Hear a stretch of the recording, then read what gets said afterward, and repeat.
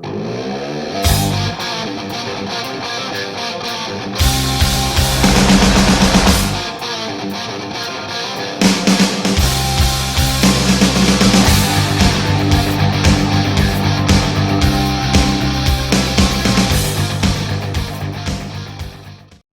everyone, this is Aeroica with another video. Thanks so much for tuning in.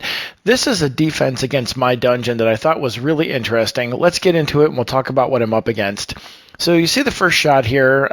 Willow gets her first on my side of the team, takes out my opponent's Willow, and we're good to go for a minute, 3-4. So then we get the Death Blossom comes in, and it does, some damage. It's not great, but it does some damage. And then Bladestorm comes in, and this really does a complete number on my team. It hurts pretty bad. It takes everybody almost down to nothing. So it looks like here that I am in deep trouble, which I am. So I get my Polar Pounding off, and I do some damage to them. Nothing great, but here's his mistake here is that my guy is damaged here, and so Tsumi does more damage when he's hurt.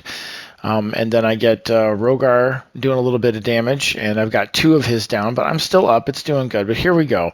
So there goes Tsumi, and then in a second here, you're going to see that this Zom comes in and takes out Rogar right after this round here, which is all of a sudden you think, okay, so my guys are not doing a lot of damage to Zom.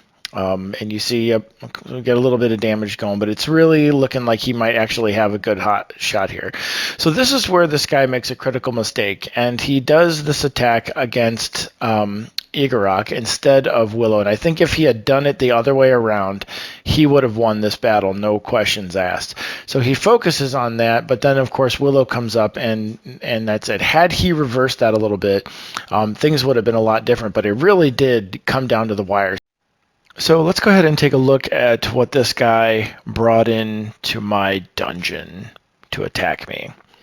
So he did come in with a 5-star Lord Zom, level 49. All of his tunes are 49. He also came in here with a 4-star Matsuda and a 4-star Black Diamond, along with a 3-star Willow. I have a 3-star Rogar, 4-star Willow, and then a 4-star Aeroica and a 2-star Tsumi.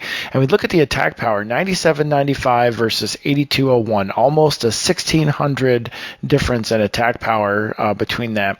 Now, I know there's a lot of controversy with the recent update that was basically saying, hey, PvP's been unbalanced, and trying to attack someone's dungeon is basically a suicide mission. And there may be a little bit of truth to that. I can understand that part of it. However, I've been sort of defending my spot. I've been PvPing pretty heavily over the last 2 days, and not in this current event that you just saw on screen, but in the previous tournament, I was able to defend my rank of 52, and that was with casual play, not even really anything hardcore. But I don't have all the theory crafting on currently in PvP in this game, because it's not exactly my strong suit. However, some things seem to come to light here, and one of them is I wonder if, because I've seen this in chat, people say, yeah, develop your 4 heroes, and then when you're done, you can go back and redevelop them. I think people may also be using that for their PvP, and they're trying to take a cookie cutter team into every single dungeon scenario, and it just flat out doesn't work. And instead of looking at their available heroes and figuring out which ones would be better to actually do battle against that dungeon, which is probably in the spirit of what the game designers wanted you to do, people either don't want to do that, or they're trying to bring in this team that they've hand selected, but maybe they're underdeveloped, and so as soon as they step foot in the dungeon, they just get smoked the minute they come up against a team, despite a level difference between themselves and the defenders. So that might be something to consider. And, like I said, I'm not a hardcore PvPer, but if you look at, maybe some of these guys who are, crafting this out and trying to squeeze every % of advantage to their favor, this is maybe something that they're trying to do. And, instead of taking this one team in and say, I will make you work no matter what. That's definitely something to consider. And so maybe evenly developing your team across the board is good, and then also looking at what you're going to go up against, and and also don't make it hard on yourself. I mean, you have an option of looking at three different opponents. You have the ability to refresh in some cases. So find a battle, that's going to fit with your team that you have a better advantage of, and not just take the first one that goes across here. But in either case, I really enjoy this PvP that's come up. I have had a good time with it.